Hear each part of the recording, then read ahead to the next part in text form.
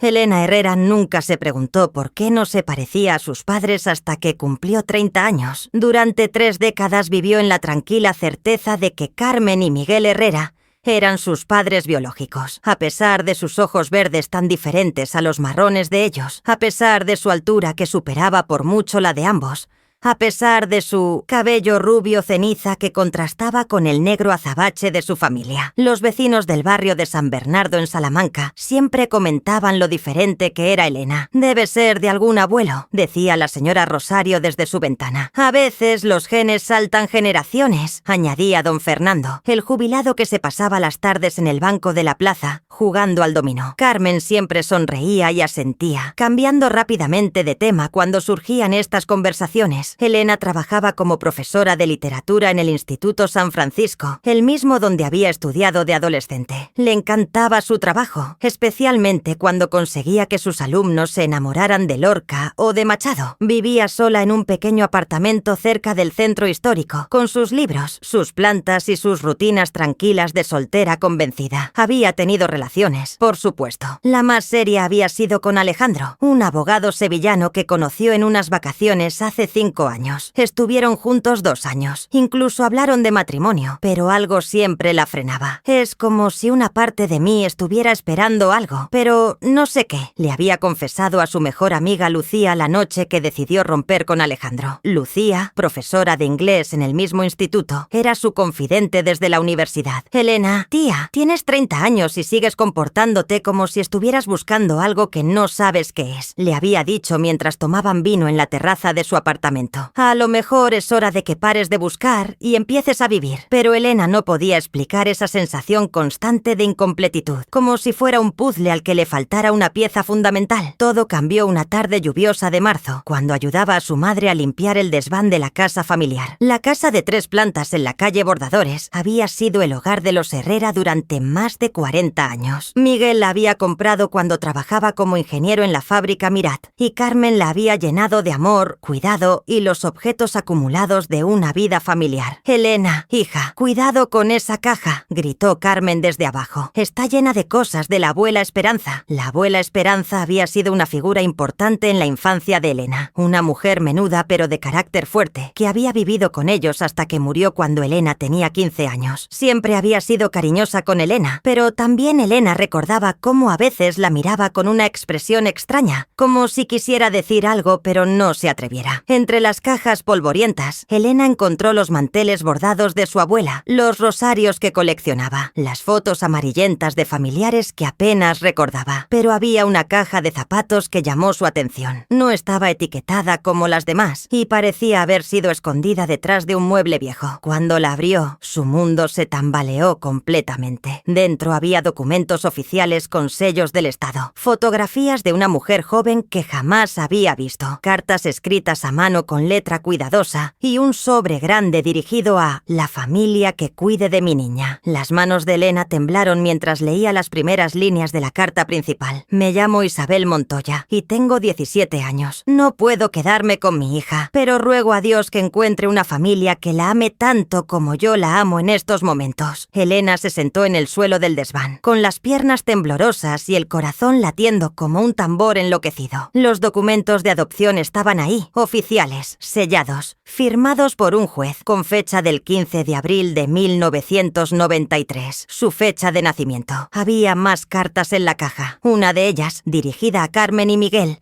decía: «Queridos señores, les entrego lo más preciado que tengo en este mundo. Por favor, ámenla como si fuera suya, porque para mí siempre lo será. No tengo derecho a pedirles nada más, pero si algún día ella pregunta por mí, díganle que la decisión más difícil de mi vida fue dejarla ir y que no pasa un día sin que piense en ella». Elena encontró también un certificado médico del Hospital Virgen de la Vega, confirmando que había nacido allí, y una fotografía pequeña y borrosa de una chica chica muy joven sosteniendo a un bebé. En el reverso, con letra temblorosa, alguien había escrito: Isabel y Elena, 16 de abril de 1993. «Mamá», gritó Elena desde arriba, con la voz quebrada y ahogada por las lágrimas. «Mamá, sube, por favor, ahora mismo». Carmen subió las escaleras despacio, como si cada escalón le pesara una tonelada. Cuando llegó al desván y vio a Elena en el suelo, rodeada de papeles y fotos, su rostro se descompuso completamente. Se llevó las manos al pecho y se apoyó en la pared, como si hubiera recibido un golpe físico. «Hija mía, swing», susurró Carmen. Y en esas dos palabras Elena pudo escuchar 30 años de miedo, amor y culpa. «¿Por qué no me lo dijiste?». Component placement. Elena sostenía la carta de Isabel con manos que no podía controlar. «¿Por qué durante 30 años me has mentido? ¿Por qué me has hecho vivir una vida que no era mía?». Carmen se dejó caer en una silla vieja de mimbre, envejeciendo 10 años en ese instante. Sus ojos se llenaron de lágrimas que había contenido durante décadas, lágrimas que había guardado para las noches de insomnio cuando Elena era pequeña, y ella temía que algún día llegara este momento. «No fue una mentira, Elena», dijo Carmen con voz temblorosa. «Fue protección, amor, terror de perderte. Terror de que si sabías la verdad, nos dejarías para buscar a tu verdadera madre». Elena se puso de pie, caminando de un lado a otro en el pequeño desván como un animal enjaulado. Su mente era un torbellino de preguntas, de dolor, de confusión, de rabia. Todo en lo que había creído sobre su identidad, sobre su historia, sobre su lugar en el mundo, se desmoronaba como un castillo de naipes bajo la lluvia. ¿Quién es Isabel Montoya? ¿Está viva? ¿Dónde está? ¿Tengo hermanos? ¿Por qué me dio en adopción? ¿Quién es mi padre? ¿Por qué era tan joven? ¿Qué pasó con ella después? Las preguntas salían atropelladamente de sus labios, una tras otra, mientras Carmen lloraba en silencio, con las manos temblorosas y la mirada perdida. «No lo sé, hija. No sabemos nada de ella desde que te trajimos a casa», respondió Carmen entre sollozos. «Eras tan pequeña, tan perfecta, tan indefensa. Decidimos que eras nuestra hija y punto. No quisimos saber más del pasado porque teníamos miedo de que el pasado viniera a reclamarte». Miguel apareció en la entrada del desván, habiendo subido al escuchar las voces alteradas. Era un hombre de 68 años, con el cabello completamente blanco y las manos manchadas de grasa de su taller mecánico. Su rostro, normalmente sereno, mostró el mismo dolor y pánico que el de Carmen cuando vio los papeles esparcidos en el suelo. «Elena, mi niña querida», singó a decir con su voz ronca, acercándose con los brazos extendidos. «No soy tu niña», swingió Elena,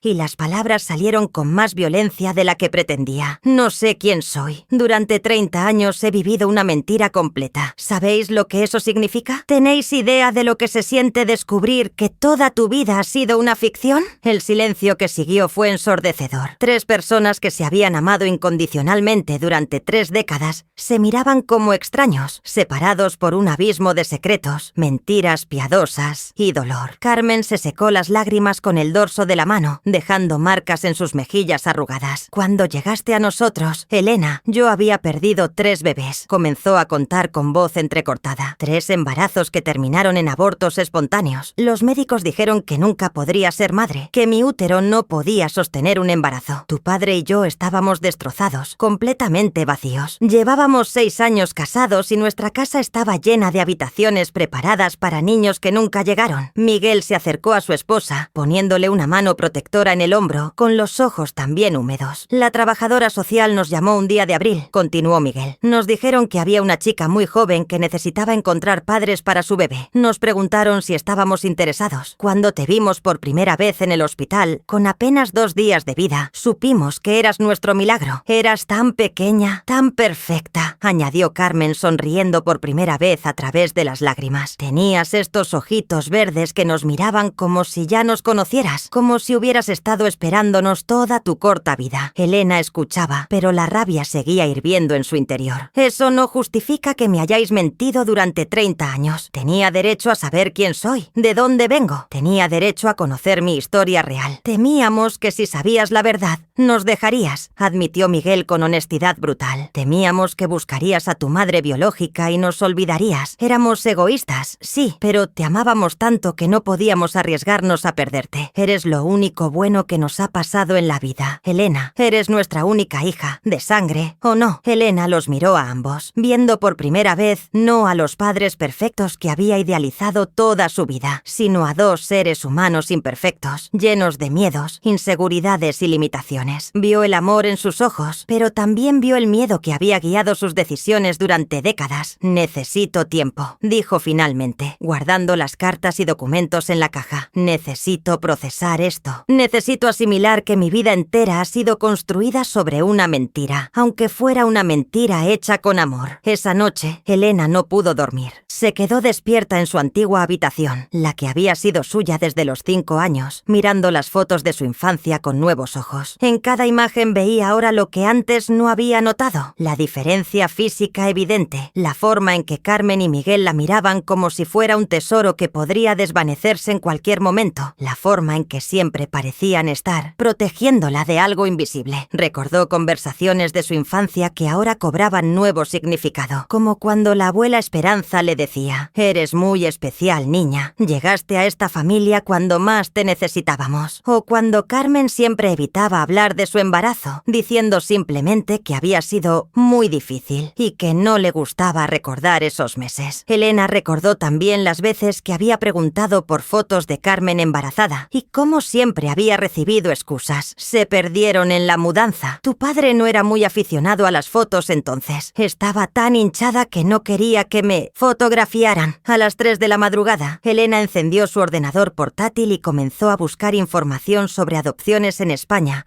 en los años 90. Leyó sobre los procedimientos, sobre los derechos de los adoptados, sobre las organizaciones que ayudaban a reunir familias. Descubrió que tenía derecho legal a acceder a información sobre su adopción, aunque con ciertas limitaciones para proteger la privacidad de su madre biológica. Pero Elena no quería limitaciones, quería respuestas, quería conocer a Isabel Montoya. A la mañana siguiente, Elena tomó una decisión que cambiaría su vida para siempre. Llamó al instituto para pedir una semana de permiso por asuntos personales y decidió comenzar su búsqueda. Carmen y Miguel intentaron disuadirla durante el desayuno. «Elena, piénsalo bien», suplicaba Carmen. «Han pasado 30 años. Esa chica, Isabel, debe tener ahora 47 años. Probablemente esté casada, tenga otros hijos, una vida completamente diferente. Tu aparición podría destrozar su mundo, como su existencia ha destrozado el mío», respondió Elena secamente. «Además, es posible que ella también esté buscándome. Es posible que también tenga preguntas sin responder». Miguel intentó un enfoque diferente. «Hija, ¿y si no quiere verte? ¿Y si fue una experiencia tan traumática para ella que prefiere no recordarla? ¿Estás preparada para ese rechazo?» Elena miró a sus padres adoptivos con determinación. «Estoy preparada para cualquier cosa, menos para seguir viviendo sin saber quién soy realmente. Durante 30 años he tenido una sensación extraña, como si algo faltara en mi vida. Ahora sé qué era». Con la determinación que la había caracterizado toda su vida, Elena comenzó su búsqueda metódicamente. Lo primero fue contactar con la agencia de adopción mencionada en los documentos. Después de varios días de llamadas frustrantes, transferencias de departamento en departamento y explicaciones repetidas, logró hablar con la señora Pilar Ruiz, la trabajadora social que había manejado su caso 30 años atrás. «¿Elena Herrera?», swingó la mujer por teléfono, con voz cansada de décadas trabajando en servicios sociales. «Sí, recuerdo el caso. Fue uno de los más difíciles de mi carrera. La madre era muy joven, apenas 17 años. ¿Recuerda algo más sobre ella? ¿Su nombre completo? ¿De dónde era? ¿Qué pasó después?», Drenia preguntó Elena, tomando notas frenéticamente. Isabel Montoya era su nombre. Una chica muy bonita, pero muy asustada. Venía de un pueblo pequeño cerca de Ávila. La situación familiar era complicada. Sus padres eran muy tradicionales, muy religiosos. El embarazo fuera del matrimonio fue un escándalo familiar. Elena sintió una punzada de dolor imaginándose a una chica de 17 años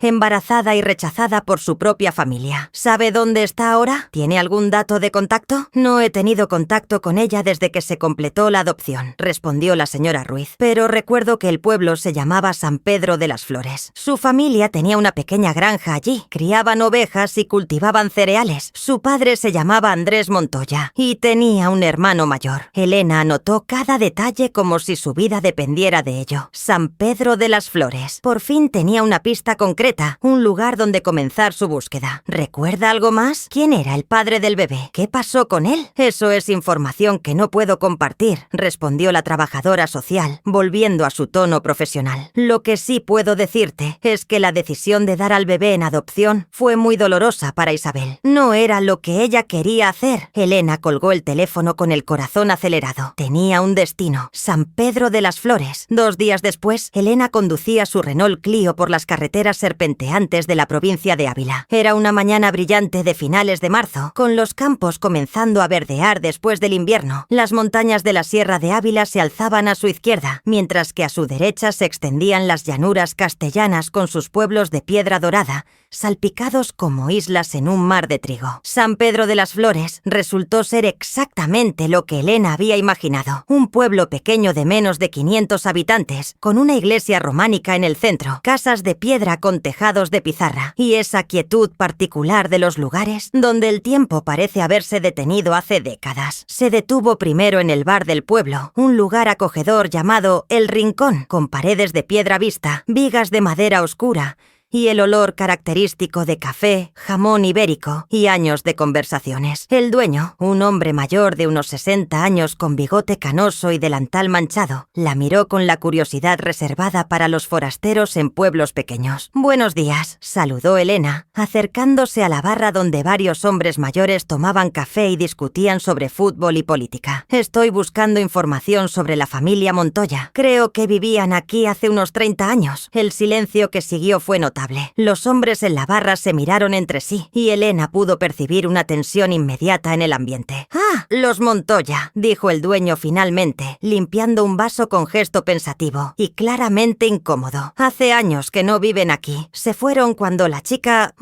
cuando hubo problemas familiares». «¿Qué tipo de problemas?», Drenia preguntó Elena, sintiéndose como una intrusa pero necesitando saber. El hombre la miró de arriba abajo, evaluándola con la desconfianza que los pueblos pequeños reservan para las preguntas sobre secretos antiguos. «¿Eres familia? ¿Eres periodista? ¿Para qué quieres saber?». Elena dudó un momento antes de responder. La verdad era demasiado complicada para explicar a un extraño. «Podría ser familia. Estoy investigando mi árbol genealógico y creo que podría haber una conexión». Uno de los hombres en la barra, un anciano de pelo blanco y manos nudosas, habló por primera vez. «La chica se quedó embarazada muy joven», dijo directamente, ignorando las miradas de reproche de los otros. «Debía tener 16 o 17 años. El padre era un chico del pueblo de al lado, de Piedrahíta, pero desapareció en cuanto se enteró del embarazo». Elena sintió un nudo en la garganta. Ese bebé era ella. «Los Montoya eran gente muy religiosa, muy tradicional», continuó el anciano. «Don Andrés era un hombre duro, de los de antes. La vergüenza los destruyó completamente. En aquella época, en un pueblo como este, quedarse embarazada soltera era una marca que te seguía toda la vida». «¿Qué pasó con la chica?», Drenia preguntó Elena, aunque temía la respuesta. «Isabel era su nombre», respondió el dueño del bar. «Una chica preciosa, muy lista. Había sacado muy buenas notas en el instituto y quería estudiar medicina o enfermería. Pero el embarazo cambió todo. La familia la escondió durante los últimos meses», añadió otro de los hombres. «Decían que estaba enferma y no podía recibir visitas, pero todos sabíamos la verdad. En un pueblo pequeño es imposible esconder algo así». Elena se sintió mareada. Imaginarse a Isabel, una chica de su misma edad hace 30 años, escondida y avergonzada por estar embarazada de ella, era devastador. «¿Sabe dónde fueron después?», Drenia preguntó. «Creo que a Madrid, o quizá a Valladolid. Don Andrés vendió la granja y se fueron poco después de que naciera la niña», respondió el dueño. «Pero el hermano de Isabel, Joaquín, se quedó. Ahora tiene una ferretería aquí en el pueblo. Él podría saber más». Elena sintió una chispa de esperanza. Un hermano, alguien que había conocido a Isabel, que podría tener información actual sobre ella. «¿Dónde está esa ferretería?». «En la calle principal, justo al lado de la farmacia. No tiene pérdida. Es la única ferretería del pueblo». Elena agradeció a los hombres y salió del bar con el corazón latiendo fuertemente. Caminó por las calles estrechas de San Pedro de las Flores, observando las casas de piedra, los pequeños jardines con sus primeras flores de primavera, los ancianos sentados al sol en las puertas de sus casas. En alguno de esos lugares había vivido Isabel durante su embarazo, asustada y sola. La ferretería estaba exactamente donde había indicado el dueño del bar. Era un local estrecho y profundo, lleno de herramientas, tornillos, clavos, pinturas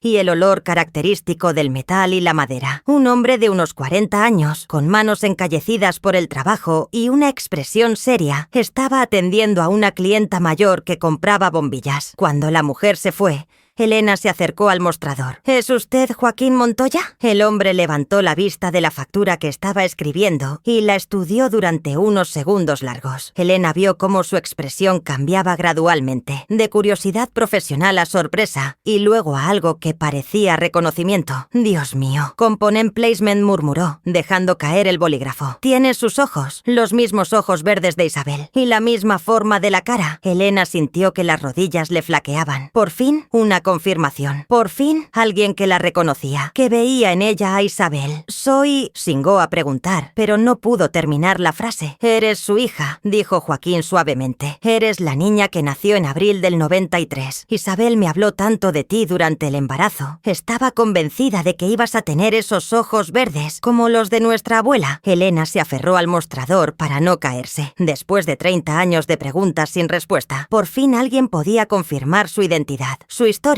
su lugar en el mundo. ¿Dónde está? Drenia preguntó directamente. Necesito encontrarla. Joaquín cerró la ferretería inmediatamente, colgando un cartel de «Vuelvo en una hora» en la puerta. Esto no es una conversación para tener aquí, dijo. Ven a casa. María, mi mujer, va a querer conocerte. Y yo, Dios, tengo tantas cosas que contarte. La casa de Joaquín estaba a 5 minutos caminando. Una construcción tradicional de piedra con un pequeño jardín, donde una mujer de mediana edad cultivaba tomates, pimientos y hierbas aromáticas. Cuando Joaquín la llamó desde la puerta, María salió limpiándose las manos en un delantal. María, ven aquí. Quiero presentarte a alguien muy especial, dijo Joaquín con voz emocionada. Esta es Elena, la hija de Isabel. María se quedó inmóvil por un momento, estudiando el rostro de Elena, y luego se llevó las manos a la boca en un gesto de sorpresa total. Dios santo, eres igual que ella cuando era joven. ¡Qué maravilla! Entra. Entra. Joaquín me ha contado tanto sobre ti a lo largo de los años. Durante las siguientes 3 horas, sentados en la cocina de María con café, magdalenas caseras y la luz de la tarde filtrándose por las cortinas de encaje, Elena escuchó la historia que había estado esperando toda su vida. Joaquín tenía 42 años, 7 más que Isabel. Era herrero de profesión, como había sido su padre Andrés, pero había diversificado el negocio hacia la ferretería, cuando el trabajo tradicional de herrero comenzó a escasear. Isabel era mi hermana pequeña, comenzó Joaquín, con la voz cargada de emoción y nostalgia. 7 años menor que yo. Era preciosa, inteligente, llena de sueños y ambiciones. Quería estudiar enfermería después del bachillerato, ayudar a la gente, trabajar en un hospital grande en Madrid o Barcelona. María sirvió más café y se sentó junto a ellos, añadiendo detalles a la historia con la familiaridad de quien ha escuchado estas anécdotas muchas veces. Era la niña de los ojos de tu abuelo Andrés, continuó María. Bueno, al principio, hasta que se enamoró del chico equivocado. Se llamaba Roberto Vega, dijo Joaquín, y Elena pudo percibir la desaprobación en su voz, incluso después de 30 años. Era unos años mayor, de Piedrahíta, tenía fama de rompecorazones, pero Isabel estaba ciega de amor. Era su primer amor, ¿sabes? Y cuando tienes 17 años y es tu primer amor,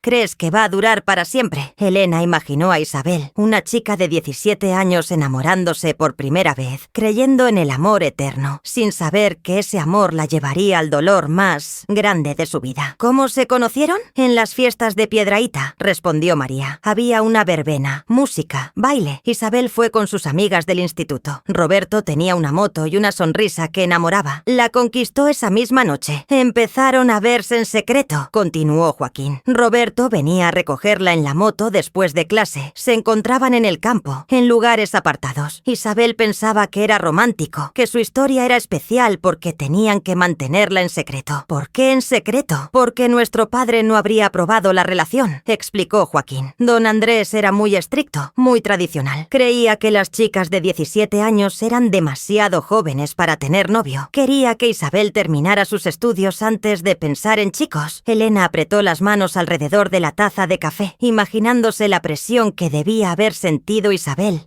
enamorada, pero obligada a mentir a su familia. ¿Cuánto duró la relación? Unos 6 meses, respondió María, hasta que Isabel se quedó embarazada. Cuando se lo dijo a Roberto, él se desentendió completamente. Dijo que no era suyo, que ella había estado con otros chicos, que se había inventado todo para atraparlo. Elena sintió una oleada de rabia hacia un hombre al que no conocía, hacia su padre biológico que había abandonado a Isabel cuando más lo necesitaba. Isabel se quedó destrozada, continuó Joaquín. No solo por el embarazo, sino por la traición de Roberto. Había estado segura de que él la amaba, de que la apoyaría. Su mundo se desmoronó completamente. ¿Cuándo se enteró la familia? Isabel logró esconder el embarazo durante 3 meses, respondió María. Pero cuando empezó a notarse, ya no pudo disimular más. Nuestro padre montó en cólera cuando se enteró. Joaquín se levantó y caminó hasta la ventana, mirando hacia las montañas mientras recordaba. Nunca había visto a mi padre tan furioso. Gritó, amenazó con echarla de casa. Dijo que había deshonrado el nombre de la familia. En aquellos años, en un pueblo como este, quedarse embarazada soltera era una verdadera marca de vergüenza que te seguía toda la vida. ¿Y tu madre? ¿Cómo reaccionó? Drenia, preguntó Elena. Nuestra madre, Esperanza, era más comprensiva, pero también estaba aterrorizada por el qué dirán, respondió Joaquín. Era una mujer buena, pero muy influida por las opiniones de mi padre y de la gente del pueblo. Apoyaba a Isabel en privado, pero en público mantenía la línea dura de papá. María regresó con una caja de fotos y la puso sobre la mesa. Estas son fotos de Isabel durante el embarazo, dijo suavemente. Joaquín las guardó todos estos años, esperando que algún día pudieras verlas. Elena abrió la caja con manos temblorosas. Había fotografías en blanco y negro y algunas en color desvaído de una chica joven y hermosa con el vientre prominente. Isabel tenía el cabello largo y ondulado, los mismos ojos verdes que Elena veía en el espejo cada día y una expresión mezcla de tristeza y determinación. Era preciosa, murmuró Elena, tocando suavemente una de las fotos. Y muy valiente, añadió Joaquín. Durante todo el embarazo, a pesar de la presión familiar y social, nunca dejó de hablar contigo. Te hablaba constantemente, te cantaba canciones, te contaba cuentos. Había elegido tu nombre con mucho cuidado. ¿Por qué, Elena? Por la luz, respondió María con una sonrisa triste. Decía que ibas a traer luz a la vida de alguien, aunque no pudiera ser a la suya. Las lágrimas corrían por las mejillas de Elena sin que ella se diera cuenta. Por primera vez en su vida, tenía una imagen real de su madre biológica, no como una figura abstracta, sino como una chica real que había pasado por una experiencia traumática y que, a pesar de todo, había pensado en ella con amor. Cuéntame sobre el parto, pidió Elena. Fue en abril. Como sabes, Isabel había pasado los últimos meses prácticamente encerrada en casa. La gente del pueblo sabía, por supuesto, pero la familia fingía que no pasaba nada especial. Joaquín regresó a la mesa y continuó el relato. El parto fue difícil. Isabel era muy joven y pequeña. Tuvieron que llevarla al hospital de Ávila porque aquí en el pueblo no había recursos suficientes. Yo la acompañé porque mis padres estaban demasiado avergonzados para ir. ¿Estuviste presente cuando nací? Estuve en la sala de espera, cuando las enfermeras anunciaron que habías nacido sana y que Isabel estaba bien. Fue uno de los momentos más felices y más tristes de mi vida a la vez. ¿Por qué triste? Porque sabía que no ibas a quedarte con nosotros. Mis padres ya habían decidido que la adopción era la única opción. Isabel luchó contra esa decisión hasta el último momento. Elena se inclinó hacia adelante, necesitando conocer cada detalle. ¿Qué pasó en el hospital? ¿Pudo estar conmigo? Te tuvieron con ella 3 días, respondió Joaquín. Fueron los únicos 3 días que Isabel pasó contigo. Yo iba a visitarla cada día y la veía hablar contigo constantemente. Te decía que te amaba, que esta decisión era lo mejor para tu futuro, que esperaba que algún día pudieras perdonarla. También te escribió cartas, añadió María. Cartas para que las leyeras cuando fueras mayor. Las guardamos aquí, esperando que algún día vinieras a buscarlas. Elena se quedó sin aliento. ¿Cartas para mí? ¿Las tienes aquí? María asintió y se levantó. Joaquín,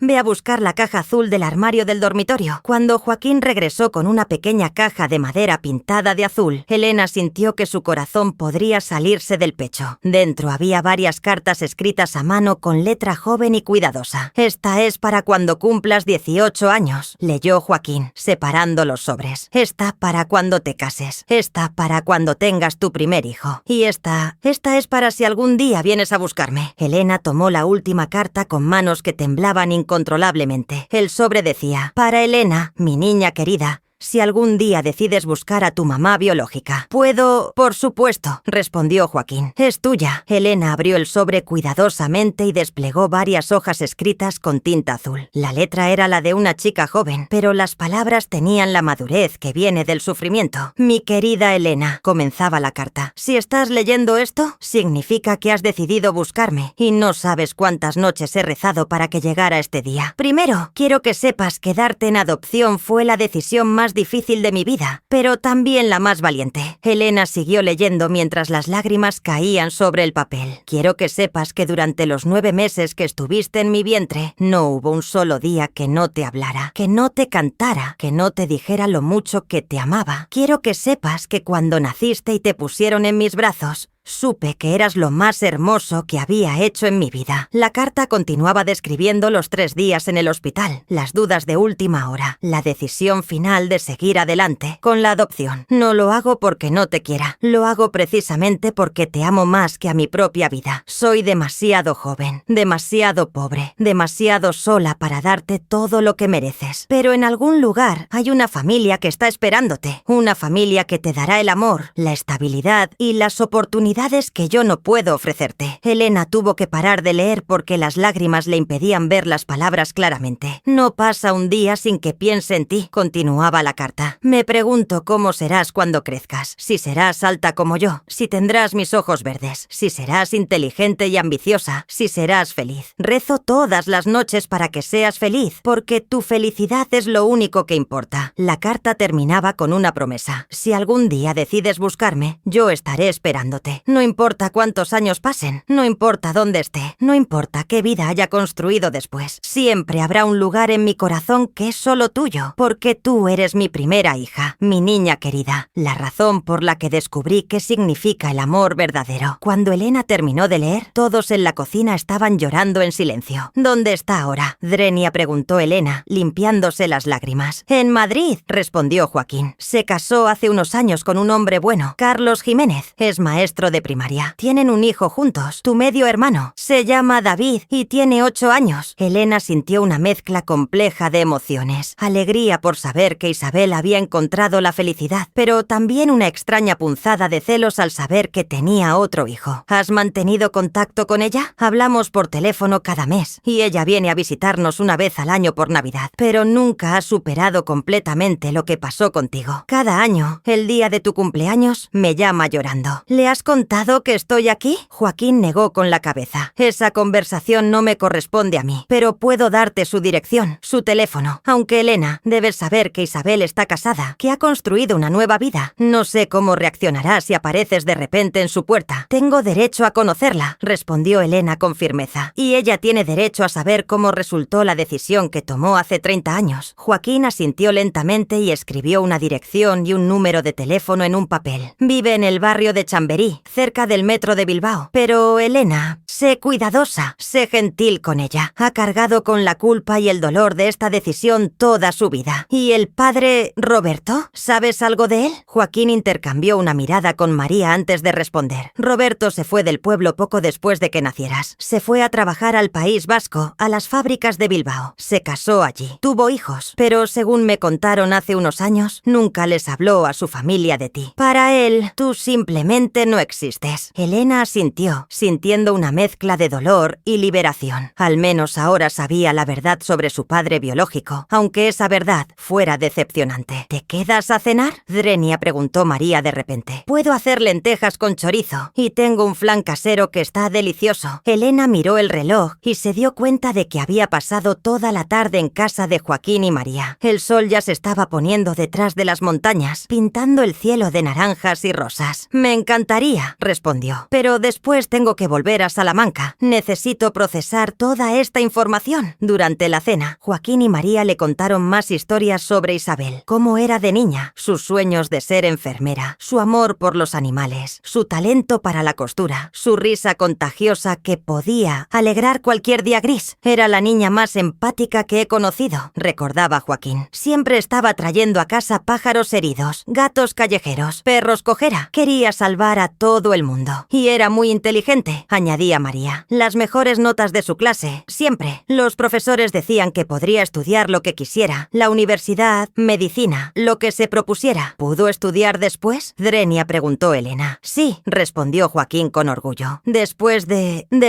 todo lo que pasó contigo, se mudó a Madrid y estudió enfermería. Trabajó en varios hospitales durante años. Ahora trabaja en el Hospital La Paz, en la unidad de pediatría. Elena sonrió por primera vez en todo el día. Isabel había cumplido su sueño de ser enfermera, de ayudar a la gente, y trabajaba con niños, lo que le parecía apropiado de alguna manera poética. Antes de irte, dijo María levantándose de la mesa, quiero darte algo más. Regresó con una pequeña manta de bebé, tejida a mano en lana blanca y rosa pálido. Isabel tejió esto para ti durante el embarazo. Pasaba horas trabajando en ella, diciéndome que aunque no pudiera quedarse contigo, al menos querías que tuvieras algo hecho por sus manos. Elena tomó la mantita, tan suave después de todos estos años, e imaginó a Isabel embarazada y sola, tejiendo punto por punto con amor y dolor. ¿La llevé conmigo cuando me adoptaron? No, respondió Joaquín tristemente. Mis padres pensaron que sería mejor hacer un corte limpio. No quisieron que hubiera nada que pudiera conectarte con tu pasado. Pero yo la guardé, esperando este día. Elena abrazó la mantita contra su pecho. Era lo primero que tenía que había sido hecho específicamente para ella por Isabel. Una conexión tangible con los meses de embarazo, con el amor que había sentido incluso antes de nacer. El viaje de regreso a Salamanca fue una mezcla de emociones contradictorias. Elena se sentía eufórica por haber encontrado respuestas concretas, por conocer su historia real, por tener la dirección de Isabel, pero también se sentía aterrorizada. ¿Y si Isabel no quería verla? ¿Y si su aparición destrozaba la nueva vida que había construido? ¿Y si el reencuentro no cumplía las expectativas de ninguna de las dos? Cuando llegó a casa pasada la medianoche, Carmen y Miguel la esperaban despiertos en el salón, con caras de preocupación y ansiedad. ¿Cómo ha ido? ¿Component placement?, preguntó Carmen inmediatamente, estudiando la expresión de Elena en busca de pistas. Elena se sentó entre sus padres adoptivos y les contó todo lo que había averiguado. Les habló de Joaquín y María, de las fotos de Isabel, de las cartas, de la mantita tejida a mano. Vio cómo el dolor se intensificaba en los rostros de Carmen y Miguel, con cada detalle, con cada evidencia de que había existido otra familia que la había amado. ¿Vas a ir a verla? Component placement, preguntó Miguel finalmente, con voz cargada de temor. Sí, respondió Elena sin dudarlo, pero quiero que sepáis algo muy importante antes de hacerlo. Carmen y Miguel la miraron expectantes. Independientemente de lo que pase con Isabel, de lo que sienta por ella o ella por mí, vosotros seguís siendo mis padres, los únicos padres que he conocido realmente. Me criasteis, me amasteis, me hicisteis quien soy. Eso nunca va a cambiar, nunca va a ser reemplazado. Carmen se echó a llorar de alivio, y Miguel abrazó a Elena con una fuerza que hablaba de 30 años de amor y miedo acumulados. Elena, hija, dijo Miguel con voz ronca, sabemos que cometimos errores al no decirte la verdad, pero necesitas saber que cada decisión que tomamos fue motivada por el amor, por el miedo de perderte, no por malicia, no por egoísmo consciente. Lo sé, papá, respondió Elena, usando la palabra papá intencionalmente para tranquilizarlo. Y aunque no estoy de acuerdo con vuestra decisión, entiendo por qué la tomasteis. Pero ahora necesito completar mi historia. Necesito conocer a Isabel. 3 días después, Elena estaba en Madrid, parada frente a un edificio de ladrillo rojo, en el barrio de Chamberí. Era un edificio modesto pero bien cuidado de los años 60, con pequeños balcones llenos de plantas y geranios. El barrio bullía de vida. Niños jugando en los parques cercanos, ancianos sentados en los bancos leyendo el periódico, madres jóvenes empujando cochecitos. Elena había pasado la noche anterior en un pequeño hotel cerca de la Puerta de Alcalá, sin dormir,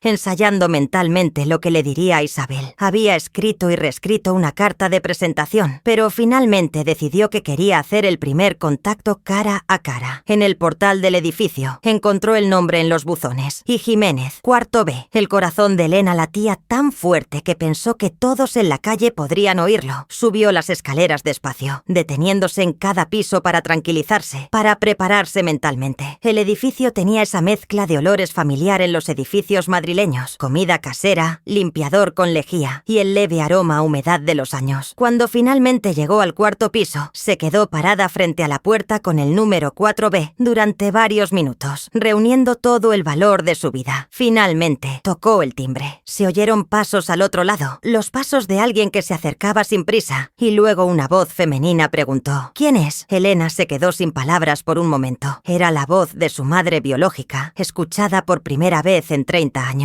«Mi nombre es Elena Herrera», logró decir con voz temblorosa. «Estoy buscando a Isabel Montoya. Creo que soy su hija». El silencio que siguió fue eterno. Elena escuchó pasos alejándose de la puerta rápidamente, una conversación susurrada y urgente con otra persona, lo que parecía ser una discusión breve, y luego los pasos regresaron muy lentamente. La puerta se abrió con una lentitud exasperante, y Elena se encontró cara a cara con Isabel Montoya, por primera vez en 30 años. Era una mujer de 47 años, más baja de lo que Elena había imaginado, con el cabello castaño ligeramente ondulado recogido en una cola baja. Vestía una camiseta azul claro y unos vaqueros, ropa cómoda de estar en casa. Pero fueron sus ojos lo que dejaron sin aliento a Elena, esos mismos ojos verdes que veía en el espejo cada día, pero ahora llenos de lágrimas y sorpresa total. Isabel era más delgada de lo que mostraban las fotos de Joaquín, con líneas finas alrededor de los ojos que hablaban de años de trabajo y preocupación, pero había una dignidad en su postura, una fuerza interior que se traslucía a pesar del shock del momento. Isabel se llevó ambas manos a la boca, como si quisiera contener un grito, y Elena vio cómo sus ojos se llenaban completamente de lágrimas. «Dios mío», Zrenia susurró Isabel, «eres tú, eres mi niña, después de todos estos años, eres mi Elena». Elena no sabía qué decir. Durante 30 años había imaginado este momento de 1000 maneras diferentes, pero ahora que estaba aquí, las palabras la abandonaron completamente. «¿Puedo?» Swingo comenzó a preguntar Elena, pero no pudo terminar la frase. «¿Puedo pasar?» Zrenia completó finalmente. Isabel asintió rápidamente, haciéndose a un lado y secándose las lágrimas con el dorso de la mano. «Sí, por supuesto. Entra, por favor. Carlos,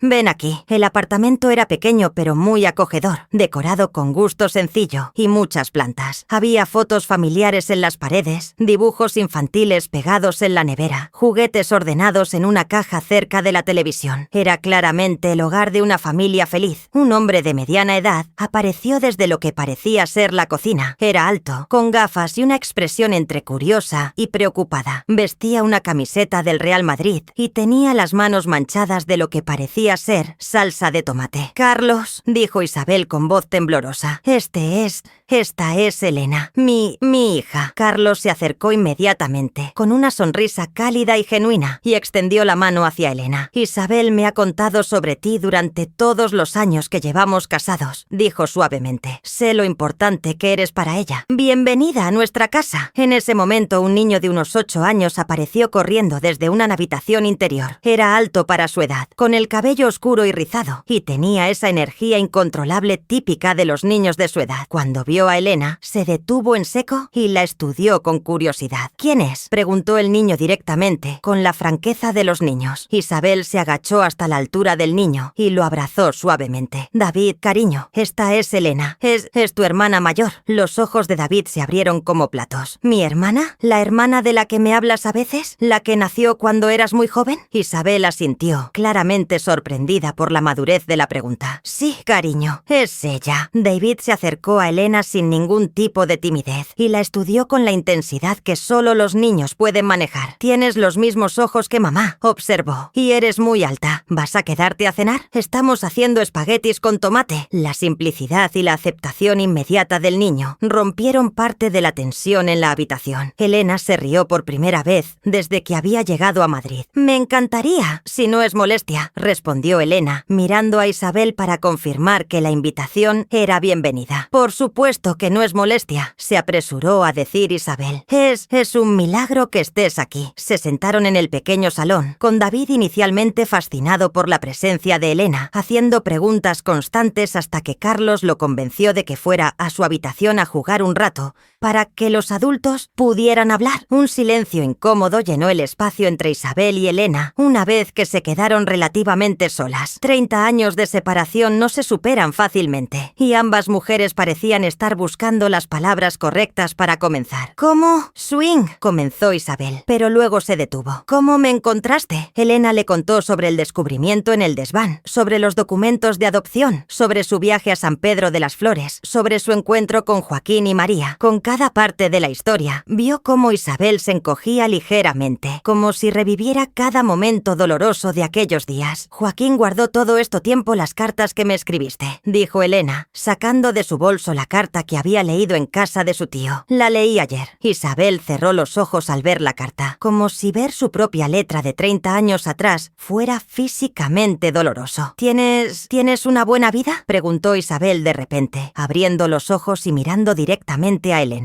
¿Tus padres te trataron bien? ¿Fuiste feliz? La pregunta estaba cargada de 30 años de preocupación, de noches de insomnio preguntándose si había tomado la decisión correcta. Sí, respondió Elena inmediatamente. Me amaron mucho, tal vez demasiado. Carmen y Miguel me dieron una infancia feliz, me apoyaron en todo, me permitieron estudiar, seguir mis sueños. Soy profesora de literatura ahora. Isabel cerró los ojos de nuevo, y esta vez Elena pudo ver cómo un peso enorme se quitaba de sus hombros. Todas las noches durante 30 años he rezado por eso, susurró Isabel. ¿Por qué fueras feliz? ¿Por qué tuvieras una buena familia? ¿Por qué no te faltara nada? ¿Por qué nunca intentaste buscarme? Drenia, preguntó Elena. Inmediatamente se dio cuenta de que la pregunta había salido más dura de lo que pretendía. Isabel se mordió el labio antes de responder, claramente luchando con emociones complejas. Todos los días quise hacerlo, admitió. Todos los santos días. Pero pensé que sería egoísta de mi parte. Habías empezado una nueva vida. Tenías una familia que te quería. No tenía derecho a perturbar tu felicidad solo para satisfacer mi necesidad de conocerte. Pero yo tenía derecho a conocer la verdad, dijo Elena, sin poder ocultar completamente el dolor en su voz. Tienes toda la razón, asintió Isabel inmediatamente. Absolutamente toda la razón. Pero yo era muy joven cuando tuve que tomar esa decisión. Y después